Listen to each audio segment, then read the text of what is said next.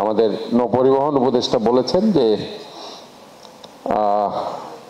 প্রতিদিন 2 থেকে 2.5 কোটি টাকা চাঁদাবাজি হয়। এটা আমার মনে হয় ইজ ভেরি ইম্পর্টেন্ট ইস্যু। ওনাকে কিন্তু জিজ্ঞেস করা উচিত ছিল, অথবা জিজ্ঞেস করা উচিত কারা সেখানে চাঁদাবাজি করছে।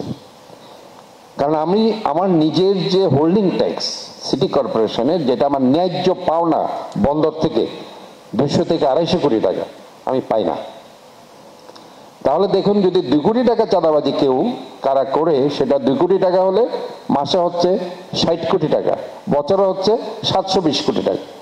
তাহলে যেখানে আমি আমার 200 কোটি টাকা ন্যায্য হোল্ডিং ট্যাক্স পাচ্ছি না, যে হোল্ডিং ট্যাক্স দিয়ে আমি আমার এই যে আমার 100টার উপর শিক্ষা প্রতিষ্ঠান, 200টার উপর মাদ্রাসা, সেখানে আমার ভর্তুকি দিতে হয় মাসে 6 কোটি টাকা, বছরে 72 কোটি টাকা, সেখানে আমাকে হিমশিম খেতে হচ্ছে। যেখানে আমার রাস্তাঘাটগুলো সংস্কার করতে হচ্ছে, আমার রাস্তার ধারণ ক্ষমতা হচ্ছে 7 থেকে 8 টন, বন্দরের গাড়ি আসে 30 থেকে 40 টন, আমার রাস্তাগুলো ভেঙে যাচ্ছে, নষ্ট হয়ে যাচ্ছে বন্দরের কারণে।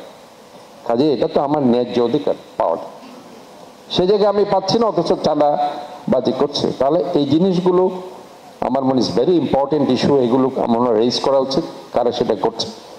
আর উনি প্রথমে তো একটা নিউজ পেপারে অথবা কোথায় আমি দেখলাম যে সব মেয়ররা এগুলো করছে। আমি তো আসলে কখনো কোনো কথাও বলি না কারোর সাথে সাথে আমি ওনাকে টেলিফোন করলাম।